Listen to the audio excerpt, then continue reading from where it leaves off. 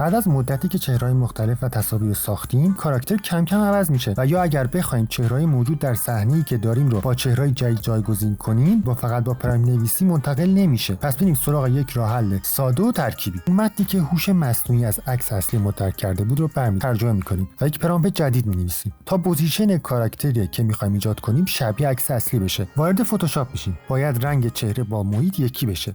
به منوی ایمیج ادجاستمنت میریم و گزینه مچ کالر رو انتخاب میکنیم. در پنجره باز شده بخش سورس فایل اصلی رو انتخاب میکنیم و در بخش لیر تصویر دوم رو انتخاب میکنیم.